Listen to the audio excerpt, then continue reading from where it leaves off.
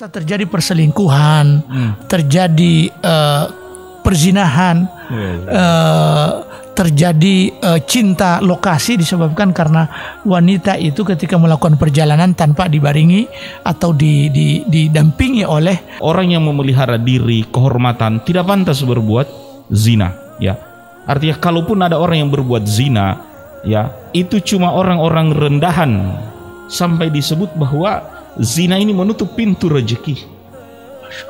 Ya, makanya pernikahan itulah yang membuka rezeki. Kata Abu Bakar Siddiq, ajaban liman la yaltamisul ghina fin nikah. Sungguh ajaib orang yang tidak mengambil sebab untuk kaya dalam pernikahan. Kata Nabi SAW, lebih baik dia ditusuk dengan besi panas daripada menyentuh tangan wanita yang tidak halal baginya. Dan ini menjadi gaya hidup sekarang ini. Justru menjadi gaya hidup larangan Rasulullah SAW dengan dalih bahwa yang penting hatinya tenang.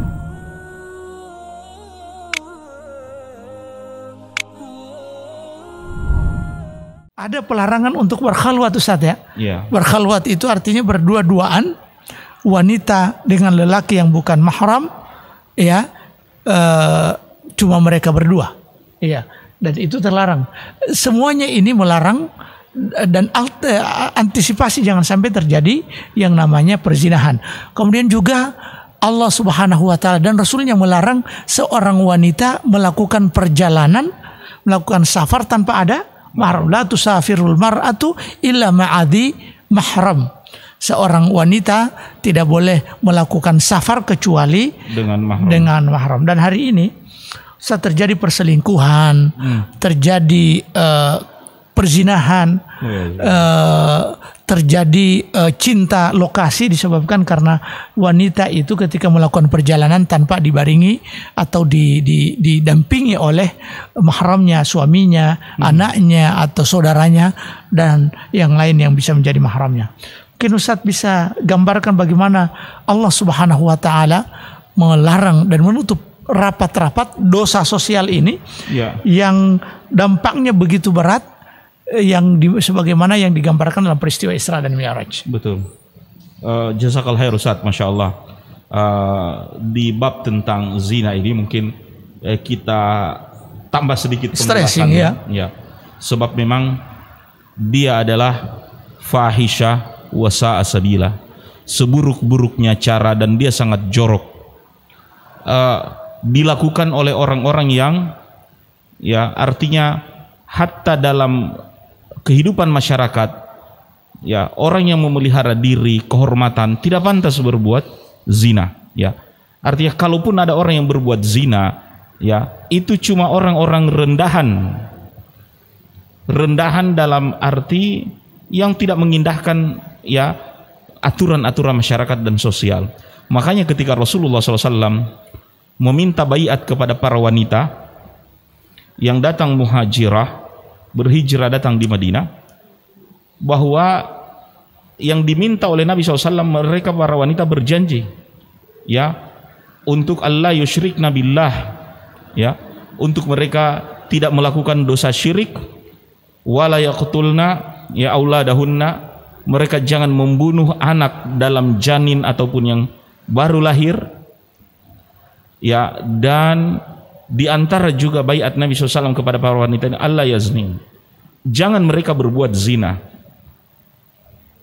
Ketika Nabi meminta wanita-wanita ini harus berjanji jangan berbuat zina, Hindun binti Utbah yang kali itu di tengah-tengah saf wanita merasa heran, memangnya kita ini disuruh janji lagi jangan berbuat zina, ya, awatazni hurrah, kata Hindun, apakah wanita merdeka itu berbuat zina? Ya, jadi masyarakat yang jahiliyah sekalipun saat itu, yang disebut dengan masyarakat yang tidak memiliki ilmu iman, yang disebut oleh Nabi SAW jahiliyah, mereka tidak berbuat zina yang merdekanya. Makanya sampai Hindun mengatakan, awatazni hurrah, apakah wanita yang merdeka itu berbuat zina? Maka ketika seorang melindungi kehormatan diri, hari ini tampil sebagai sosialita, sebagai public figure, ya. Ini harusnya yang dia kampanyekan juga jangan berbuat zina, ya. Jadi sebuah hal yang sangat tercela, ya. Dan zina, ya, adalah dosa yang Ibnu Qayyim sendiri mengatakan ada 30-an, ya, akibat dari berbuat zina tersebut, ya. Tapi yang menarik sampai disebut bahwa zina ini menutup pintu rezeki, ya. Makanya pernikahan itulah yang membuka rezeki. Kata Abu Bakar Siddiq, ajaban liman la yaltamisul ghina fin nikah. Sungguh ajaib orang yang tidak mengambil sebab untuk kaya dalam pernikahan. Kalau sebab untuk kaya dan mudahnya rezeki dengan pernikahan, maka sebab kefakiran, kesulitan dalam hidup itu sebenarnya perzinahan. Makanya ada sebuah hikmah mengatakan, laki-laki dan perempuan ketika dinikahkan itu ketemu kunci dan pintunya. Makanya siapa yang membuka pintu belum waktunya, bisa saja patah kuncinya atau rusak pintunya. Nah, rusaknya kunci atau pintu inilah bagaimana mau buka itu rezeki dan seterusnya. Nah, di sini sebagai seorang muslim, sebagai seorang bujangan jomloan maupun jomlowati, ya, harus merasa izzah diri, ya, ketika menghindar dari perbuatan zina, ya. Walaupun dalam kehidupan kita kadangkala tidak ditersangkakan sebagai pasal zina, muda-mudi yang melakukan hubungan seperti itu, wa'iyazbillah, ya. Tapi dalam pandangan agama itu zina. Orang berbuat, ya, hubungan seperti itu tidak dengan legalitas nikah seperti itu juga termasuk perzinahan. Dan Allah Subhanahu wa taala tidak akan melihat di hari kiamat, ya, syekhun zanin wal ajuzuz zani. Orang yang berbuat zina sudah berumur, baik laki-laki maupun perempuan. Wa iyazubillah. Artinya perbuatan zina itu tercelah. Tapi kalau orang tidak ada syahwat juga berbuat zina, bagaimana itu? Ya, artinya kalau ada orang berbuat zina karena terbawa syahwat, mungkin tidak tahan. Tapi orang yang tidak ada syahwat berbuat zina, bagaimana lagi itu? Mungkin di situ Ustaz, mungkin ada yang antum tambahkan. Jadi pelarangan-pelarangan yang ada dalam dosa-dosa ini, pelarangan zina ini termasuk yang paling ketat, Ustaz. Di samping apa yang kita sebutkan tadi, ya. Tadi kita sebutkan jangan mendekat seorang wanita, jangan melakukan safar tanpa mahram, kemudian jangan berkhalwat berdua-duaan, kemudian jangan ikhtilat, kemudian jangan laki-laki menyentuh tangan perempuan yang bukan mahramnya. Dan ini kata Nabi SAW, lebih baik dia ditusuk dengan besi panas daripada menyentuh tangan wanita yang tidak halal baginya. Dan ini menjadi gaya hidup sekarang ini. Justru menjadi gaya hidup larangan Rasulullah SAW dengan dalih bahwa yang penting hatinya tenang. Siapa yang lebih bersih hatinya, Rasul dari kita? Apakah kita melebihi bersihnya hati Rasulullah SAW? Apakah kita tidak tergoda sementara Rasulullah tergoda sehingga beliau takut dengan dengan persoalan ini? Ini semua sesungguhnya menjadi sebuah kebiasaan kita, yang kebiasaan dalam keseharian yang kita anggap ini sepele, tapi sesungguhnya menurut Rasulullah SAW adalah perkara yang besar. Kemudian berikut, dilarang untuk memandang wanita yang bukan muhrim, yang bukan mahram, pandangan disengaja. Adapun pandangan fujaiyah yang tidak disengaja itu dimaafkan dalam agama kita. Rasulullah SAW berkata kepada Ali bin Abi Thalib, ya Ali, la tuti'in nadratan nadra fa inna lakal ula wa alaika tsaniyah. Wahai Ali, jangan ikuti pandangan pertama itu yang tidak sengaja dengan pandangan yang kedua. Sesungguhnya pandangan yang pertama tidak apa-apa bagimu, dan pandangan yang kedua engkau akan mendapatkan dosa. Ini bentuk penjagaan Allah dan Rasulnya kepada umat manusia ini untuk tidak terjebak kepada perzinahan. Sebab perzinahan itu dari awal sudah diproklamirkan oleh Allah Subhanahu wa taala, innahu kana fahisha wa sa'a sabila.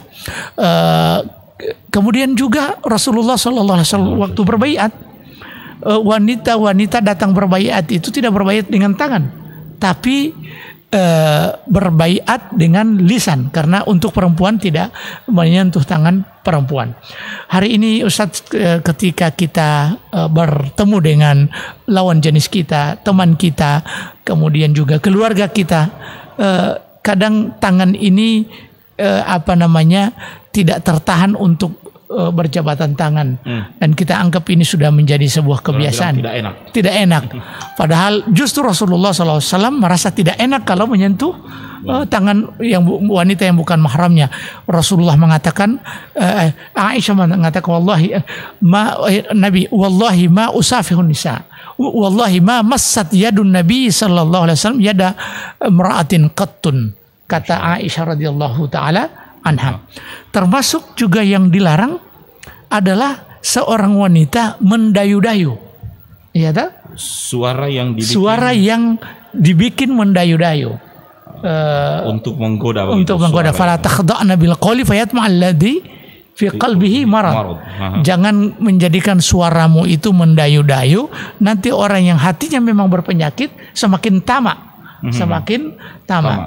Begitu juga dilarang wala tabarrujna tabarrujal jahiliyatil ula. Jangan bertabarruj dengan tabarrujnya jahiliyah ula.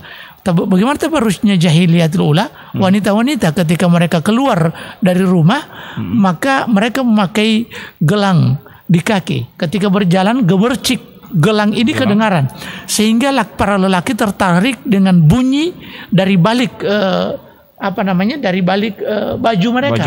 Mereka pakai baju tertutup auratnya, tapi untuk menarik perhatian orang, maka mereka memakai gelang, sehingga ketika berjalan gelang ini mengeluarkan bunyi yang dengan bunyi ini membuat orang tertarik. Nah, bagaimana kalau gelang hari ini gelang sudah tidak ada? Sekarang gelang sudah tidak ada. Yang ada adalah kaki itu sendiri. Justru inilah yang dilarang dalam sudah kaki sekalian yang diperlihatkan. Sudah kaki yang diperlihatkan.